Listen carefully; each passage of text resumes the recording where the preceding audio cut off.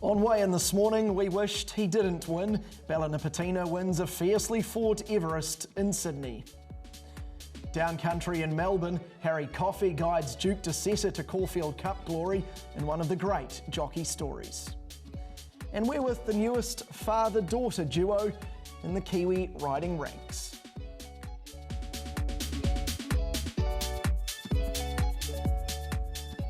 Morning to you here on Weigh-In on Trackside 1. Great to have you company with us this morning. A massive day yesterday out of Australia, the Everest, the Caulfield Cup and the King Charles Stakes as well. So much to pack into it. Usually two roses in here, Aidan. I think you can probably still call us that, right? Well, I hope so, Guy. Better than calling me a thorn like you did earlier on anyhow. So, great to be in here and obviously discuss what was a terrific day's racing, predominantly out of Australia. Really good racing out of Randwick. Obviously that Everest was a mighty race, just not probably the way that we expected it to play out. And Caulfield Cup, I think there were a couple of OK Melbourne Cup trials in there. Really an Australian focus on racing yesterday. Yeah, I think we might talk a little bit about Buckaroo later in the show, because that was a huge run for second from the Waller-trained runner. Jayne Ivil was obviously over there amongst the action at Royal Randwick. Jayne, how was the day for you? Oh, look, it was an outstanding day of racing. Anybody that watched the coverage yesterday would see that it's just an incredible atmosphere here. They had a record crowd at Randwick with just under 50,000 people here, and 60% of the crowd was under 35. So, look, fair to say I'm feeling quite good this morning, but there's going to be plenty of young people around Sydney that are waking up not feeling so good today. But what an outstanding job the ATC have done to build this race. And look, I thought that the crowd was outstanding yesterday. I'm not going to lie though, guys, I did stay away from what was going on out the front. Given my age group, I'm just over that bracket of getting out there and singing Sweet Caroline. But look, it was a really enjoyable day and great to be part of it. I suspect that 100% of those 35 and unders were probably feeling a little bit dusty this morning, Aidan. I suspect might be a few headaches floating around. She should have still been out to, got the songs out. Well, we all did in studio yesterday. I think everyone does. It's one of the iconic moments of Everest Day. Maybe we'll get a line or two out of her later in the show. Let's take you back to yesterday and show you how the Everest did unfold.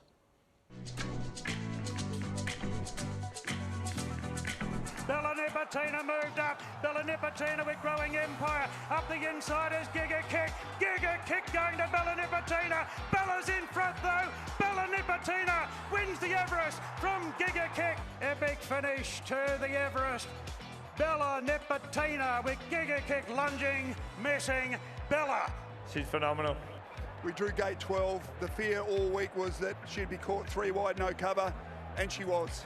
And she was still good enough. I mean, I don't know what to say. She is just a freak. She's She's 7 years of age. She raced as an October 2-year-old, and she's reached the pinnacle.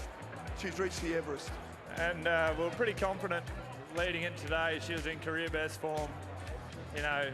She'd been doing what she used to do on firm tracks, what she used to do on tracks with give in it. So when she got her surface today, we were pretty confident, but just can't thank the team enough, the tab, Craig, the owners, phenomenal. To win it, it's a massive feather in our cap. I don't know that there's too many other adjectives to explain it. For a jockey doing what we do, this now is our mountain, our Everest, our pinnacle, and to be lucky enough to win 2 of them.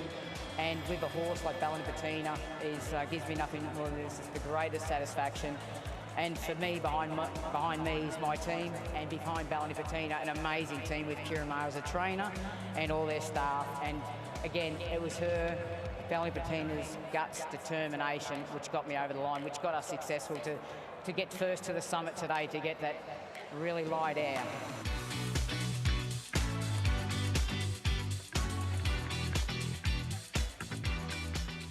Yeah, good on you, Craig Williams, the guy who just wears his heart on his sleeve every time he rides. It was a strangely run race. I mean, there was so much to unpack from it. Williams goes forward on Bella Nipotina when everyone probably thought he was going to go back from that wide barrier.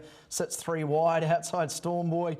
Jolie Star gets pushed back to near last, and the first 8 runners are separated by less than 2 lengths. And I think more than anything, that just says just how courageous her performance was, because she's done the early work and still been there fighting off Giga Kick, her to suck run along the fence. We will unpack the race a little bit more shortly, but we are joined by Mark Chittick from Waikato Stud. Obviously, we were hoping I Wish I Win was going to be there right at the finish. Sadly, he wasn't. Mark, morning to you. Thanks for jumping on from the airport, I think, at Sydney, in Sydney.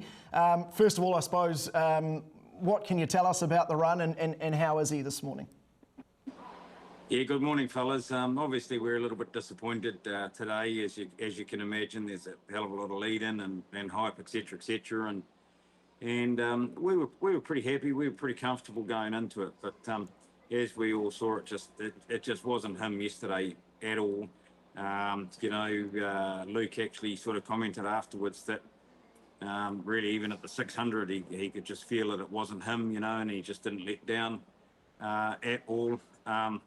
It was a fantastic race. It was a fantastic field, and you could throw a beach towel over the finish of them, apart from us, sort of thing. So look, he seems to have pulled up all right. He was checked out by the stewards, etc. afterwards, and there was nothing too evident there at this stage. He's on his way back with moods back to packing him now, and we'll go over him over the next week or so. There's nothing really that evident there, I just sort of start to wonder. It's been an incredible ride. He's won a Golden Eagle, he's won a TJ Smith, a Kingsford Smith, second in the Everest. And we're all very, very aware of his confirmation, and who knows, we'll check things out. But maybe that's starting to catch up with him, and if that's the case, we'll be taking him quietly. So it could be time for the paddock, potentially? Yeah, well, as I say, who knows? I mean, certainly he's been an incredible horse for us. It's been an incredible ride. He's obviously a massive part of our life over the last few years. But certainly, all good things do come to an end, and if that looks like being the case, excuse the pun, but we certainly won't be flogging a dead horse. Mark, again, on behalf of all New Zealand, thanks for letting us go on this great ride with you for I Wish I Win for the last couple of years. For you, what's it like being part of that whole Everest, the atmosphere that goes with this race? What's it been like being, integral part of what is, the richest race in Australia? Yeah, it was something unbelievable, really, Aidan. Last year it was pretty full on, pretty overwhelming. Whereas this year we sort of went in a bit more low key, and therefore, to be honest, we could take in the day a whole lot more yesterday. And honestly, the Australian, the AJC, the club, New South Wales Racing, and that it is just an unbelievable day. They do such a good job. 50,000 people on course there, and as Jayne mentioned, all of those young ones. It's just great to see for racing. And just little things like, we jumped in the train from Central City there out to the track, and if you were going to the races, it was free, and just initiatives like that. It really was incredible. It was a very, very smooth day. You got around the place easily enough, and the vibe, the atmosphere was incredible. It's a very, very professional show and an unbelievably enjoyable day. Did you belt out any lines of Sweet Caroline while you were there, Mark? Actually, last year when we walked out that tunnel, it was halfway through it, and I didn't really know what to expect. It was quite mind-blowing. This time we were a bit slow out of the paddock, to be honest, so we only got the last few lines there, Guy. What do you think the industry in New Zealand can take out of a race like that? Obviously, the NZB Kiwi coming up. What can we learn in New Zealand from a race like that? Oh yeah, well actually, that's a good point, because like obviously all the Entame boys were there, and a big part of New Zealand was there yesterday. So Yeah, so look, if we could run a day along the same lines and certainly get a lot of young interest into the game. I think the great thing about it is yes, they're there for the entertainment, but the entertainment is the racing. And when you've got all of those heroes there, as in horse heroes, there on a day like that, it really does get the crowd along. So no, if we can gather, let's call it the best Kiwi bred 3-year-olds into the Kiwi, have that money up for grabs at Ellerslie, on the new track, all of that sort of thing, and with what Entain are doing for New Zealand racing, like it really could be, the let's say not so much the turning point, but the tip of the wave, and let's ride that wave. Because what's going on in the New Zealand industry at the current time is quite incredible. But certainly, if we could run a day like that and in our country, and there's no reason why we can't, it's something to really look forward to. Well said, mate. As Aidan mentioned, I just want to reiterate, thank you very much for taking us on the ride that you have with I Wish I Win over the last couple of years. I know yesterday wasn't the result that really any of us wanted, but great to hear that the horse is okay. And as I say, thank you very much for opening the doors a little bit to what goes on around the Everest and what goes on at Waikato Stud as well. It's been an awesome couple of years to work with you. Yeah, no, we're really proud of it, and it has been an incredible couple of years and great partnership, and our industry's got a whole lot to be very, very proud of. It's just a shame to end that way yesterday, but never mind. That's racing, and the main thing is that he's all good as gold. Yep. But thank you all incredibly much. Good man. Safe travels home, Mark. Thank you very much for that. That is Mark Chittick there from Waikato Stud. Of course, I Wish I Win, finishing last in the Everest. But let's unpack the rest of the race, Aidan. As I mentioned before we got to Mark, it was a strangely run race. What did you make of how it unfolded? Well, first of all, how can Bella Nipotina win a race like this, of this much, quality of sprinters, the best sprinters, from around the world, obviously mostly Australian. But after such a wide run, to kick on like she did was just incredible. Giga Kick's been 3 back the fences, come off the fence, looked to go up, looked to be sure to be a winner in this race. But then Bella has seen him coming and fought back. It was just a brilliant performance from her. And I think she is now number 3 on the all-time Australian earners list, only behind, Winks and one other. So an incredible feat. Certainly helps when you win an Everest to boost those numbers, doesn't it? Jayne, we'll bring you in here. You were obviously there. Watching it on the ground, how did you see the race unfold and what more did you take out of it? Look, I think all honours to the winner in Bella Nipotina. She's just a warhorse, isn't she? There's no other way to describe her but tough. And she just continues to get the job done season after season. I thought that her lead-up runs were really eye-catching. I sort of had her in the mix until after the barrier draw, and to be fair, I ruled her out after drawing barrier 12, but she proved to us all that she can just about overcome anything. So, look, all honours to her. It's been a wonderful ride for the ownership group. As we mentioned, she started racing as a 2-year-old and she's raced right through. And I think it's a really good message. We see so many horses retired to stud early in their careers, particularly our colts and geldings, and often mares, when they pick up black type, they go straight to the broodmare barn. She's 7 years old and she's racing in career best form. Horses get better as they mature, and she's certainly a horse that shows that in particular. I do want to touch on Giga Kick though, because I think it was a wonderful training feat by Clayton Douglas. He is an exceptional young horseman, and to nurse this horse back to injury and go down in Everest by head was incredible. And I think he's a horse that will go on with it now. He was always touted as being a very good sprinter, and hopefully Clayton's got him back to his best. But there were some eye-catching runs in behind. It was a great field of sprinters, horses like Sunshine and Parish, Jolie Star. They hit the line really hard. They're horses I'd be watching when they go on to their next start. One point I do want to make, though, and I did make it leading into the race, and I know that it's a horse I've got a soft spot for, but I'm getting really, really sick of the way they're riding Storm Boy, if I'm being totally honest. I'd love to see him take a sit in a race. It'd be interesting to see what they do with him now, whether he goes to a Coolmore or not. But, you know, he's a horse that's just had to work hard out of the barrier at his last 3 runs. So, look, yeah, I'd just love to see them adopt some different tactics with that horse.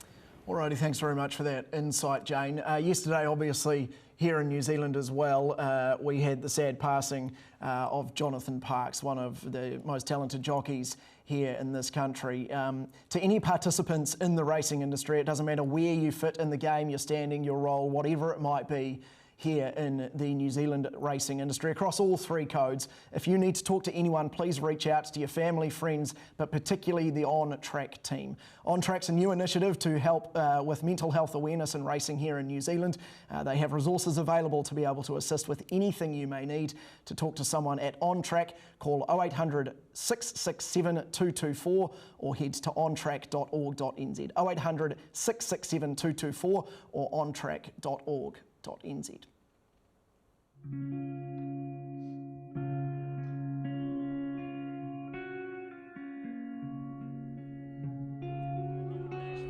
with them ransomed as well, and Soriano survived. Nashville on the outside and diving between them. Ransomed at the line, they hit it. Oh, gee, that's close.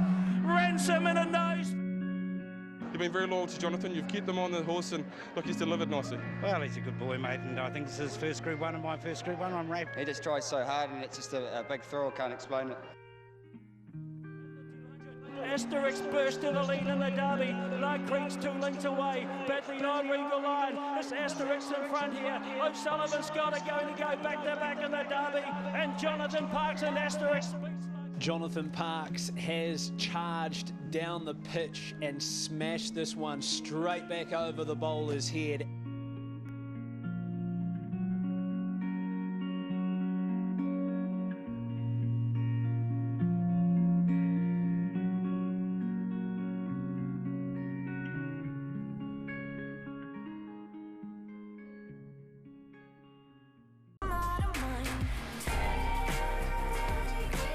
Cesar, 200 metres to go, 4 lengths in front. Buckaroo's the only danger, trying to get into the lead. Duke de Cesar, 100 to go from Buckaroo, a length and 3/4, but it's going to be Duke de Cesar, Harry Coffey. This is your moment. Duke de Cesar wins the Caulfield Cup. Harry Coffey for Kieran Maher, who wins the race again. He will be a household name in the annals of the Caulfield Cup. Oh, I don't know how to describe this. How am I feeling? Spectacular. Phenomenal. When I let rip, I thought maybe I've gone too early. But one thing you can count on with Kieran Maher and this amazing team he has, you can back their horses in. They'll just keep running, and because of Kieran, this horse's owners, his staff, and more importantly the horse, I've been involved in a day I'll never forget on my birthday. Cole McKenna, who's in the horse, and he's a beautiful human. He's a really good friend of mine. He's been very good to me. And for him to put a lot of money up and go in this horse meant a lot, and it's great to get his second Caulfield Cup here with the team.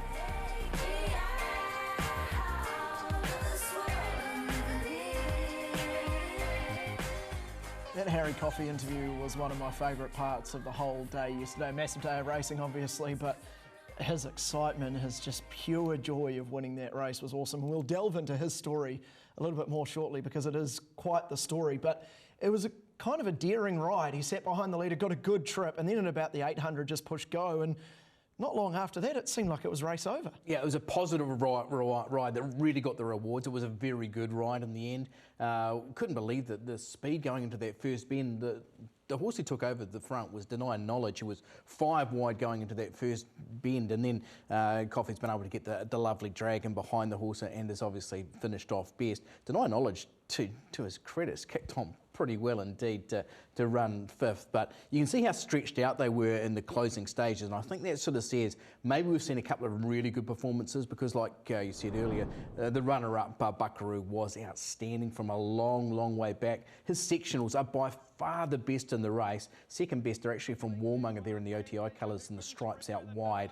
But I think Duke de Sessa, under a brilliant Coffey ride, is a deserving winner of this year's Caulfield Cup. So it was Duke de Sessa from Buckaroo, Land Legend and Zardozi. Jayne, we'll bring you in here. What did you make of this race? What a way to pick up your first victory in Australia. Of course, he started his career with Dermot Wild. He was a dual Group 2 winner over in Europe, but he hadn't quite been able to pick up a win on Australian shores, and he just did it in the perfect manner, didn't he?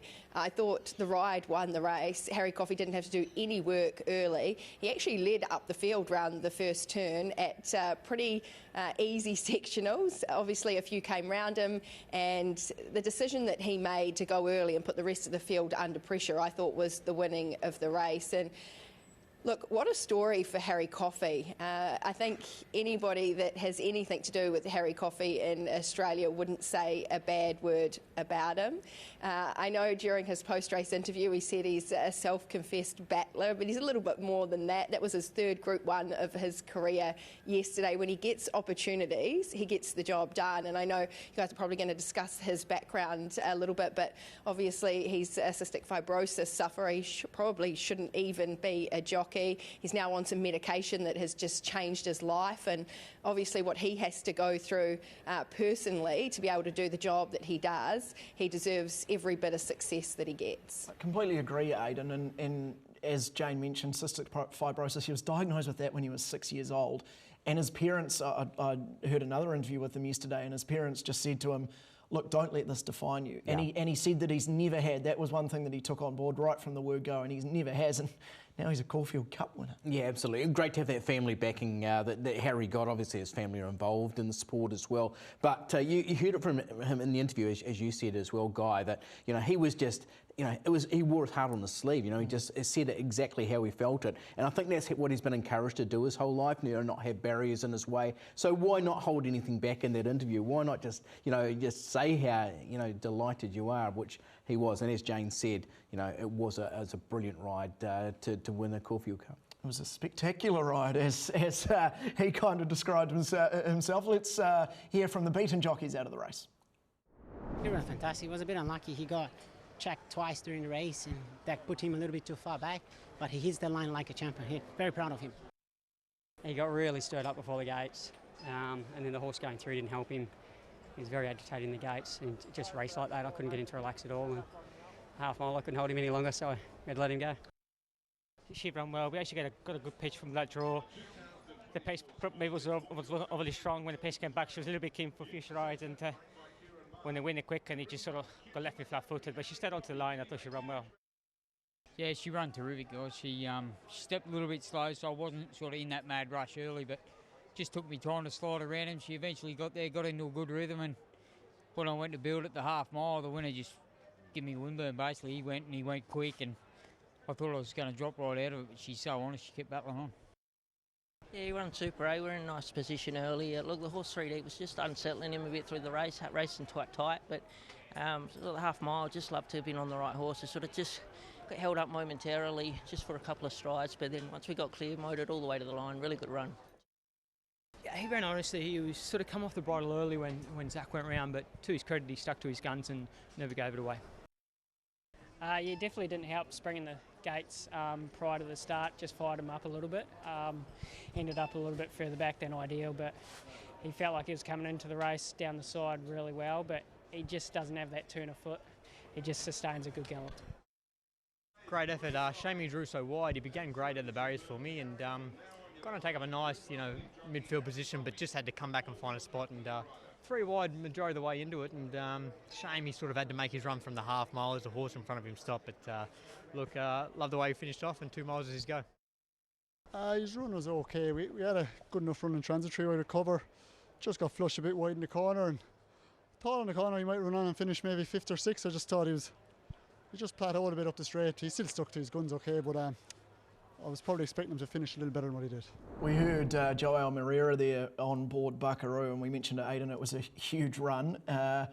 Would you be going to the Melbourne Cup with him? Definitely. He's into third favouritism with New Zealand TAB at $11. Now, for mine, it was clearly the run of the race. We didn't really know what to expect from him, especially getting out to 1.5 miles and now getting out to 3,200 metres. On that run, you've just got to go ahead. I thought it was one of the best Caulfield Melbourne Cup trials from a Caulfield Cup, we've seen in a little while, and even withstanding that without a fight, won both races last year.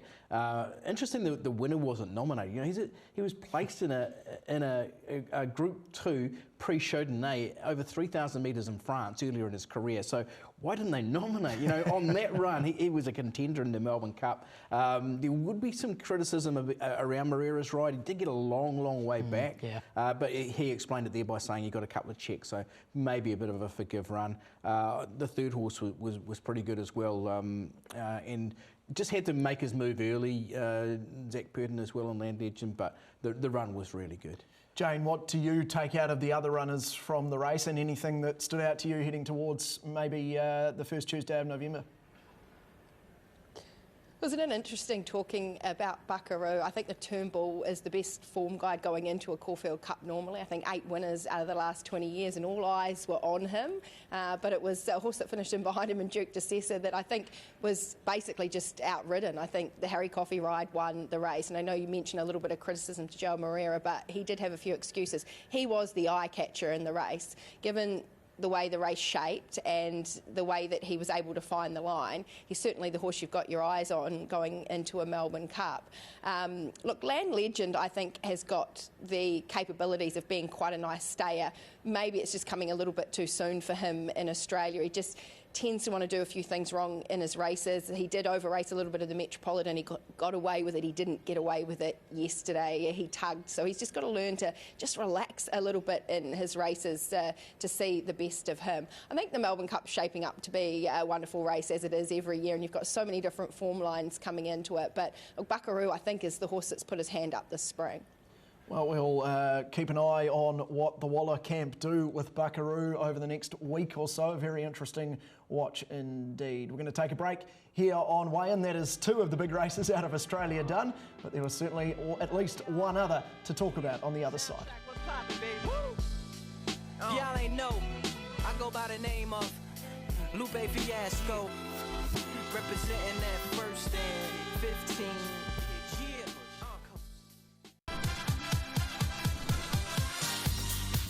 Fangirl and Chayawalk hitting top gear. My Oberon moved up to Pride of Jenny. Pride of Jenny, my Oberon, and here's Chayawalk, the Epsom winner, with a booming run down the outside. Chayawalk takes the lead and won the King Charles III. Joe Pride, you'll never forget this day. No. It is all about the agony and the ecstasy. Yeah, look, the little mother and father shop on the corner beats the big supermarket. So it's great, racing's been dominated by some big stables of late, and for our stable to compete, a medium-sized stable of less than 50 horses to compete on the big stage here.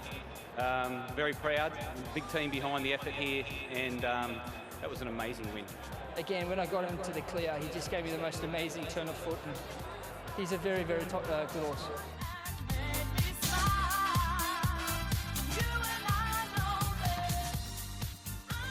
That was, of course, the King Charles Stakes, won by Chael Wolf ahead of Pride of Jenny, My Oberon and Tom Kitten. They tried their best to stop Pride of Jenny to do what she always does. Jayne, I might come to you here. It was a strange tactic from Major Beale. What did you make of that, to just try and put Pride of Jenny out of place in terms of how she likes to run her races? I think they have to if they want to beat her. I think bottom line, someone has to be brave. Otherwise, if you let her get away with the sectionals that she runs, she'll keep winning races. Interesting though, comparing her sectionals to her Fian last start. She probably actually went a little bit quicker mid-race here at Randwick than what she did at Moonee Valley last start, and it may have told in the finish because she slowed down a lot quicker than what she did at Moonee Valley. But all honours with Chow Wolf. What an exciting horse he is shaping up to be. I think that he is potentially going to be one of the best horses we see over the next couple of seasons here in Australia. And just point to make with him that he's returned this preparation as a gelding. He's now a dual Group 1 winner at a mile. Duke de Sessa was also a horse that returned as a gelding this preparation and was able to pick up the Caulfield Cup. But I think that the team really sum it up when they say he's got stamina and he's got a turn of foot. So with characteristics like that, he's going to be a horse that's going to continue to be very difficult to beat, particularly since he's only a 4-year-old son of Tavistock. He should continue to mature. It's really interesting. We went and saw the horse on Tuesday morning at Joe Pride's stable, and I haven't seen a horse with a skin on him like him in such a long time. He was just absolutely glowing. And Joe Pride said to us he cannot believe how this horse has improved through a racing preparation. I think that's a sign of a really good horse, a horse that can continue to improve even when they're under obviously hard racing at this sort of level and in training. And Joe said he's just absolutely thriving, this horse. So I think he's incredibly exciting. Take nothing away from Pride of Jenny. Again, she was incredibly brave in the finish, but I'm excited. Chow Wolf, he's a Kiwi bred. We can all get behind him and celebrate the success that he's having on the track. Yeah, fantastic, isn't it? And great for Brendan and Joe Lindsay, who bred this horse. They had Jolie Star run a terrific race at Jayne, as you said, in the Everest, ran the quickest last 400 and 200 of that race. But I thought it was a really good ride from Chad Schofield, because he just timed his run. We knew Pride of Jenny was going to lead, and when My Oberon's come up on the outside, she's fought back and held that horse off. So Chad's come up with that second wave out wider, where maybe she might not have seen him so well as well, because she's such a fighter, Pride of Jenny. But Chow Wolf, terrific. And yeah, the dam, I think, dropped the sort of stake colt last month in foal to Cheldine, the new Cambridge Stud stallion. They sold this horse for $170,000 to Joe Pride, as Jane said. He's done a terrific job, and great to hear that he is high class. We just don't know what his ceiling is yet, do we? No, we don't.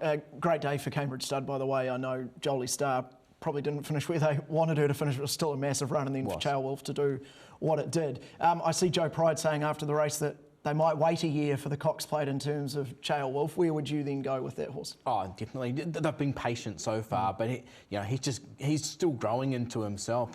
Great to hear from Jane just about what she's sort of seen from this horse, especially in the flesh. But there's so much upside about him. He could be a superstar. Let's move on to the Silver Eagle, won by Ostraka from Zadaki, War Machine and Komochi here, Aidan. Yeah, I thought it was just a very good ride. Blake Shin, he's just riding so well. And as a Golden Eagle leader, I just really don't know what to make of it, because it's, the horse getting to the front and then beating the rest of them, just they were unable to stop him.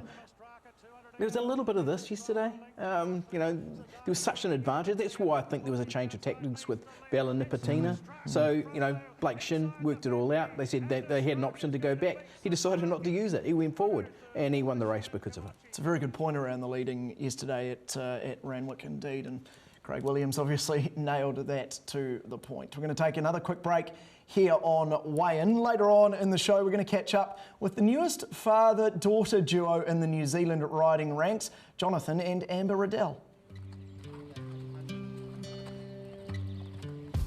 But it's quite special that I'm still able to compete against my daughter, and there's not too many sports that you can actually do that. The first few times I had to check myself, because I'm sort of in the race watching what she was doing rather than concentrating 100 on me. Were you doing the same thing? No, I wasn't. I was concentrating on what I was doing. Yeah. Professional. Yeah.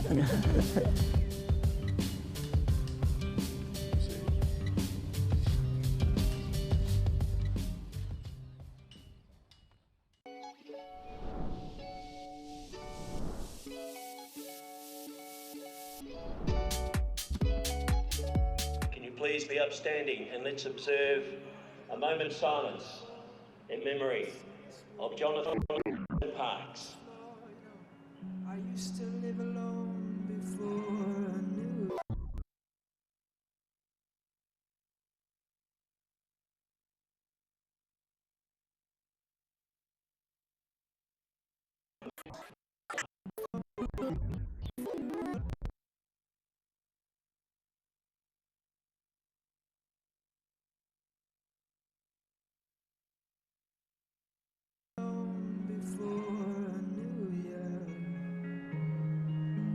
I've seen your flag on the marble arch, and love is not a victory march.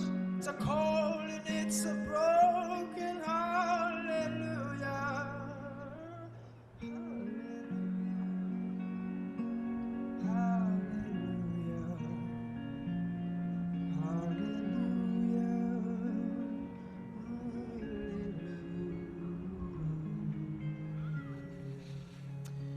Yes, that was a tribute from the jockeys and everyone on course for Jonathan Parkes yesterday at Ellerslie. They also did one at Otaki after his passing on Friday. Just to reiterate, if you do need to reach out to anyone, please do so, particularly with On Track. They are here to support you, ontrack.org.nz. They also have an 0800 number, 0800 667 224, 0800 667 224. We are going to wrap the New Zealand racing out of both Ellerslie and Otaki yesterday. The key races out of there anyway, and we'll start with the Elsdon Park 2100 Open Handicap here, Aidan. Won by the Odyssey with RB second, My Maybelline Girl, and then Sporting Chance. Yeah, it was a really good performance from the Odyssey. Here's a horse who had been winning the inaugural Remataka Classic at Trentham last preparation, so, you know, a $350,000 race. He's got so much upside, this horse. Love what Courtney Barnesford did with him. He had him in a beautiful position, and then she presented him at the right time. She's given nothing else a look in here. I thought the runner-up was very good, RB, and that was probably more against the shape of the race.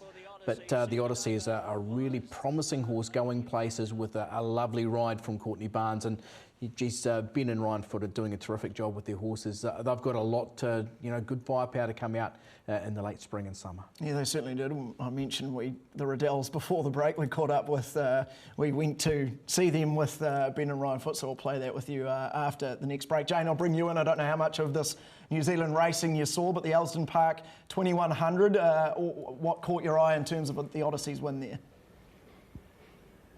Yeah, look, I took in a little bit of it throughout the day, Guy. Look, the Odyssey certainly was building towards a performance like that on the track. I thought aided by a great ride by Courtney Barnes. She just let the speed go early in the race, took a really nice position, allowed the horse to settle, got off the rail at the 500 metres, gave herself some space, and it showed a pretty clean set of heels in the finish, so I thought she executed that brilliantly. I see they've got some bigger plans for him now. They're talking Counties Cup, Waikato Cup, so it'll be interesting to see how he goes, but certainly ticked off the 2100 metres really nicely yesterday. I agree with Aidan. I thought if you're looking at anything coming from behind, RB's run was quite eye-catching, but he's a beautiful horse, the Odyssey. He's a lovely, big, robust horse. He looks like he does really well during a racing preparation, holds his condition really nicely, so hopefully they can hold him together and build towards something a little bit bigger this time round. All right, moving along to the Sistema 1300, also there at Ellerslie. Overdrawn from Lhasa, Moving Melody and To Catch a Thief. Overdrawn's building a decent little career here. Third win from 13 starts, 5 other times running in the money, and Matt Cartwright gave it the gun run in transit on the rail on the leader's back, Aidan. Yeah, it was a race that again favoured those on speed. Matt was able to settle Overdrawn into third position. He's presented at the right time, one off the fence, and Overdrawn goes back to back. Tony Pipe prepares out of Cambridge and did it really nicely. Lhasa from on speeds kicked on really nicely. A bit of an eye catcher from Mr. J8, who was trying to buck the pattern coming from the back, but Overdrawn had the gun run, presented at the right time, was just too good. Yeah, what did you make of the Ellerslie track since you mentioned the pace? It's good to see it come back and play so well. There's definitely an advantage to those horses getting on speed. There were very few races after going through them yesterday where I didn't write favour on speed when I went through and did a lot of them. But the thing is, we're getting Ellerslie back, which is just so important to New Zealand racing. It's presenting in very good order. They've obviously overcome the issues. Jason Fulford's done a hell of a job to get this track back, and it's only going to get better and better as we go, and especially once we see, jockeys start to think, hang on, there's a bit of an advantage being on speed. Let's put some more pressure into this and see them being a little bit more truly run. Jayne, will bring you in here. What do you make of the Ellerslie track yesterday? Well, look, I'm going to pose this to you, Aidan. Obviously, I agree. It is incredible that we have the track back. It's racing safely. It's a track that obviously is our premier track in New Zealand, so it has to be back, but it has to be racing well as well. And look, I understand you make a point about the fact that it suited front runners. We can't present a track like that at Ellerslie, so I'm really keen on your thoughts around that and perhaps what the team are going to be able to do to rectify it, because yes, great we've got Ellerslie back, but not so great if it becomes a biased front-running track. Well, we saw it at Caulfield last week and they backed up and got a track that was bang on yesterday. We saw it at Randwick yesterday, Jane. There was an advantage to being on speed. It's just the way that track presented yesterday. I don't think it's going to be a common thing. But Randwick has that. Randwick actually does have a little bit of a track bias here. Often you see horses difficult to make up ground. I think we have seen that a little bit from Ellerslie, and I know it's in its infancy and obviously we have to give the track time, but I think we have genuinely been seeing tracks where it favours horses on speed. Yeah, exactly, and you make a fair point, Jane, but I think they'll be really looking to address that. The rail was out, was it 3 metres yesterday, so when it gets back into the true position it normally plays a lot more fairly, and I think jockeys will be keener to attack that final bend rather than just nursing horses around it, which they tend to do when the rail's out a little bit. But from what we've seen, that track has come back a whole lot better. Understand what Jayne's saying about that. And while it did certainly favour those on speed yesterday, I think we'll see it get fairer and fairer the more we race on it in the coming months. Well, that's the key, isn't it? Just more racing on it. There's another meeting at Ellerslie in 6 days' time next Saturday, so more racing on it can only help it. Let's move down country a little bit to Otaki, where we want to single out one race in particular, and that was the Open Handicap there, won by Sumi from all of the Underbelly and Rolls. Only a 6-horse field here, Aidan, leading apprentice Lily Sutherland with another impressive win. Yeah, it was a really good win too, and Sumi had been building to this horse who was third up for the preparation. Again, like Jane was saying with Bella Nipotina, it's great to see these horses, 7-year-old mare, given time and just patiently handled by Alan Sharrock. All off had run really well on the inside and the underbelly good too. Rolls was a big disappointment in that. We just expected more from Rolls. The run prior, the first up run in New Zealand was good, but just not a factor yesterday. Those 3 really did get away from the others. They've had a pretty frustrating time with Rolls ever since they've come here. Yeah, they have, and they wanted to come here and get some of their money back from the trip and thought, here, we'll get to Otaki, but it's not easy. You can't just come over here to New Zealand and win a race. 2012 was the last time we had a Group 1 winner from Australia in New Zealand, so it's a long time between drinks. All right, not as easy as some people seem to think it might be. Jane, I want to come to you for your moment of the week.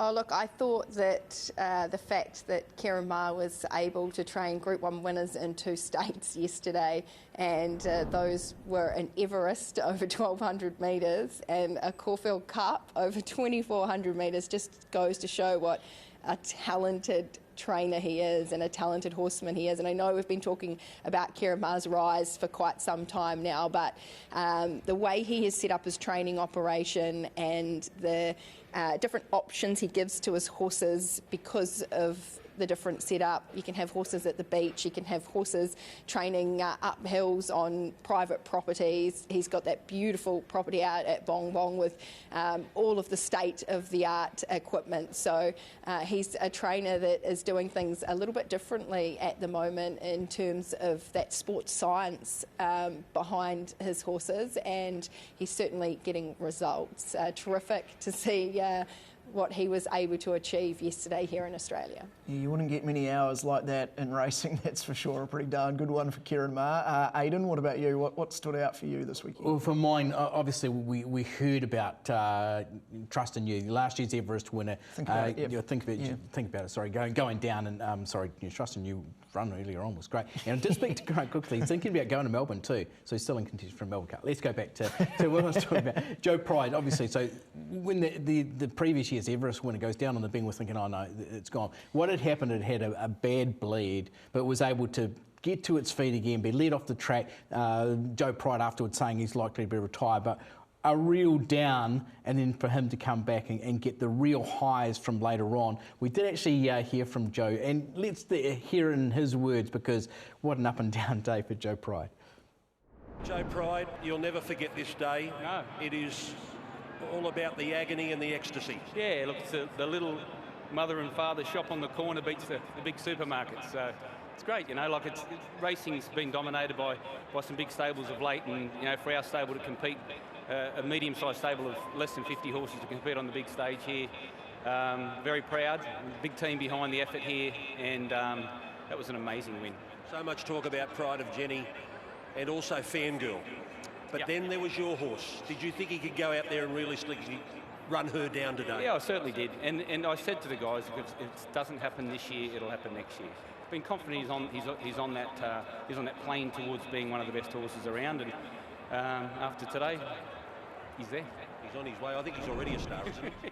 He did actually have a really cool thing to say about Think About It, which I thought we were actually going to go to, but it was just about the up and downs of the day. You know, feeling so low when you've lost one of your best horses, and then to get the highs of that win, it's an amazing day. Yeah, I mean, we were watching in studio and it just looked horrific, and then to see the vision of the horse walking off the track it warmed the heart a lot, really, seeing that. And as you say, hopefully, I suspect heading to the paddock as well. So that'll be great to hear. Well, it is Sunday, and we mentioned that there's probably a lot of people in Sydney who aren't going to have a Sunday session, but Brendan Popplewell is going to bring you a Sunday session on Trackside 1. Yeah, I'm keen for a Sunday session, Guy, and boy, we've got a lot to look forward to. We've got 4 meetings to work through. We're powered by Betcha. We are going to be punting all day, so look out. We will be coming from all angles.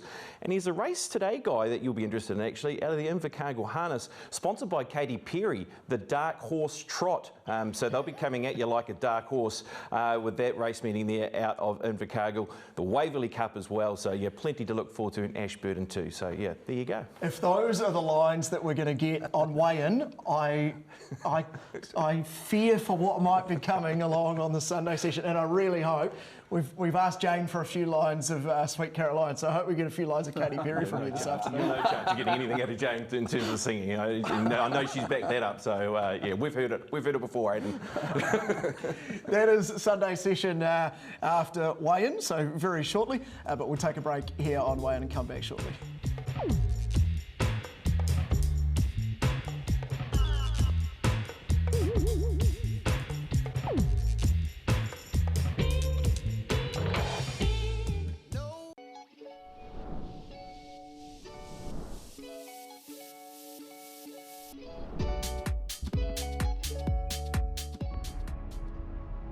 Great Valley, our valley.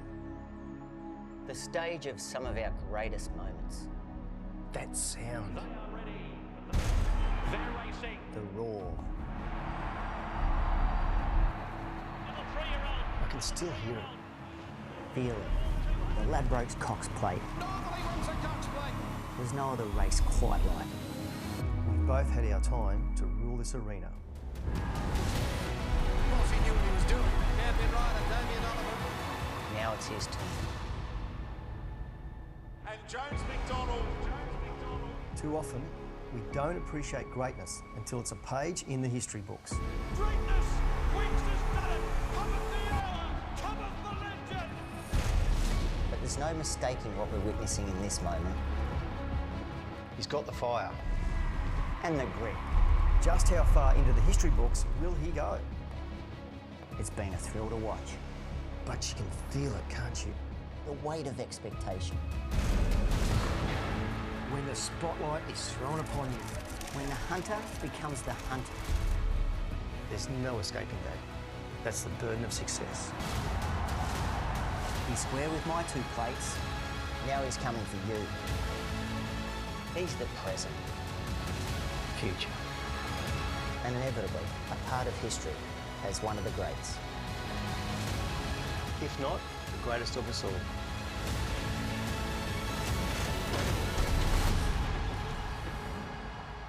Time will tell.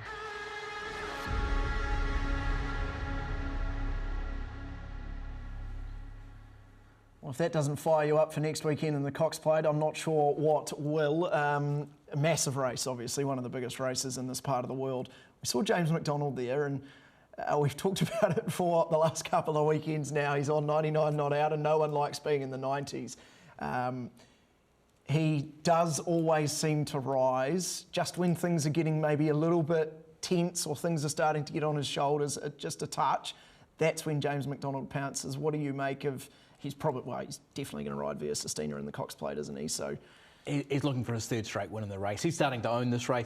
But like Brenton Thompson used to back all those many years ago when he won 4 in a row. Animo, Romantic Warrior, and you know that James McDonald just gets up for this race. You know, it is one of the great races, and that is spine-chilling, the stuff that the boys have put together there. But James McDonald is the best in the world, and those guys have ridden so many Group 1 winners between them. James will just blow their records out of the water. He'll ride as many as those two boys combined in his career. He is just one of the all-time greats, and what's in front of him, he's still only so young.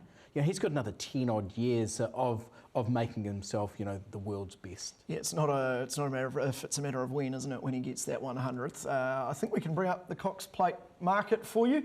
Obviously, next Saturday, 6 days away, one of the biggest races in this part of the world. You can see prognosis there is the current favourite, Via Sistina, as I mentioned. James McDonald more than likely to ride her, probably a certainty to ride her in the race at $4.20. Pride of Jenny there at $6. Broadsiding, bit disappointing last start, but gets another crack around the valley at $7s. Then Mr. Brightside, unsure what they'll do with Chow Wolf yet. The team, saying that they're just not sure what they will do around that run. Talk that there might only be 6 or 7 runners in this Cox Plate. So Jamie Carr booked to ride Broadsiding, who by all accounts did get round Moonee Valley really well in training this week. As I mentioned a little bit earlier on in the show, I took a trip down to Cambridge during the week. Central District's father-daughter duo, Jonathan and Amber Riddell, made the trip up north to ride track work for Ben and Ryan Foote at Cambridge. And I wanted to go and chat to them about what it is like to be a father-daughter duo riding against each other in New Zealand races.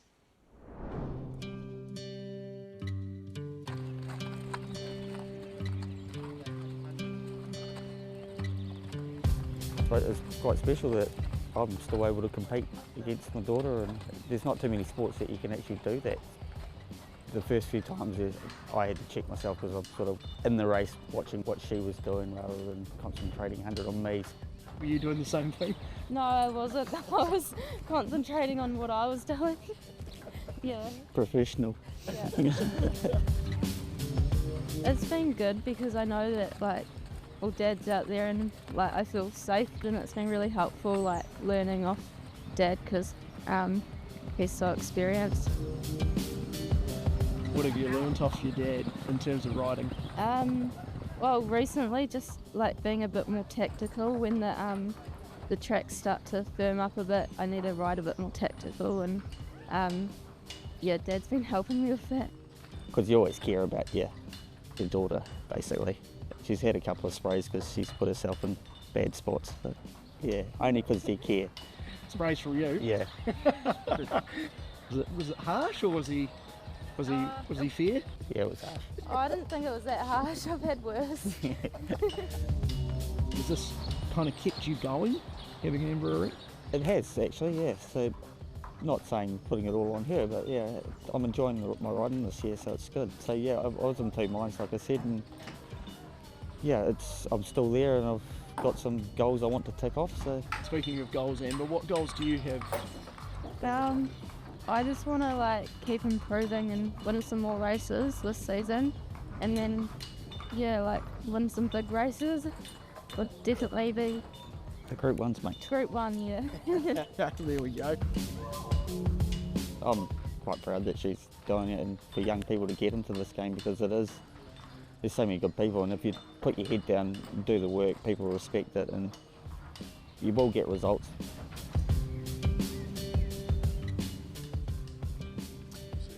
Yeah, that was a really special day to go and spend a bit of time with Jonathan and Amber Riddell, lovely people.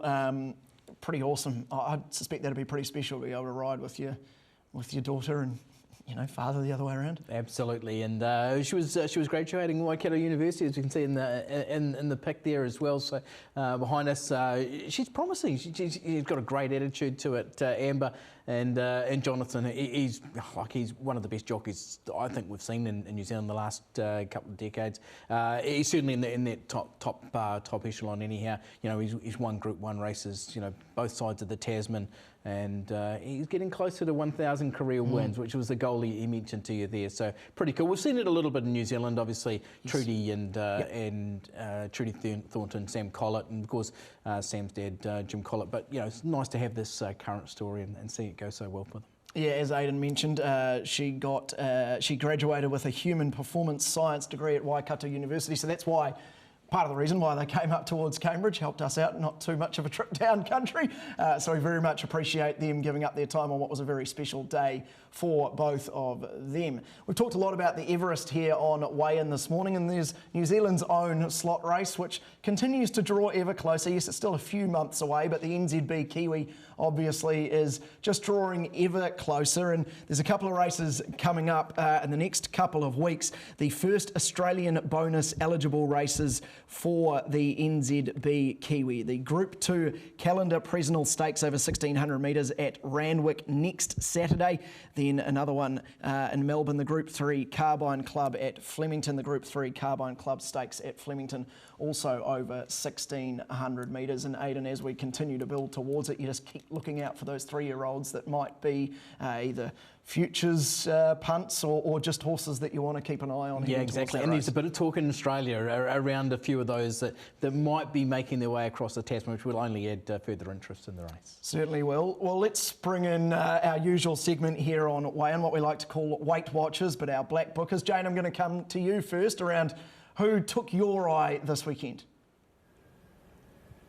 Just quickly on the Kiwi, Aidan, you did mention there's a little bit of chat here in Australia around the race, and look, they're even looking at horses like Evaporate, who was one of the place getters in the Caulfield Guineas. I know Lindsay Parker looking perhaps towards a Kiwi next preparation with a horse like that. So if that's the calibre of horse that the Australians are looking at bringing to New Zealand, that's really exciting for us and really exciting for the race. But the horse that I've decided to black book this week, and look, I've probably taken the easy way out, it's Chow Wolf. I just think that he is an incredible talent, and I'm sure he's going to go on with it. So he's one that I've got a asterisk next to, because I think he's going to be a star. Well, mine's no star. That's Bolano, but he won really well at Wingatui on Friday, and he did it against the pattern of the race. He can win a nice race in the Otago Southland area coming up, but he's not in Chow Wolf's anywhere near that range. With all due respect. But hey, if we can point people towards a winner or two, then that's what we're here for. Mine is Confiance, ran fourth in the last at Ellerslie yesterday. I thought it was a really, really striking run. Sharing it, have you? No, I don't, but it is a social racing horse. Brent Cooper and the team there, ridden by Warren Kennedy. Didn't get a lot of luck and came from the back of the field and finished off really nicely into fourth. That is all we've got time for here in Weigh In. Don't forget tomorrow night, the Guerin Report. Michael Guerin, of course, here on Trackside 1 will bring you all the key interviews throughout the season. Make sure you catch that. Thank you very much, Aidan. Thank you, Jane, over in Australia, and the team behind the scenes as well. Hope you have enjoyed your racing week this week. Cox Plate week next weekend.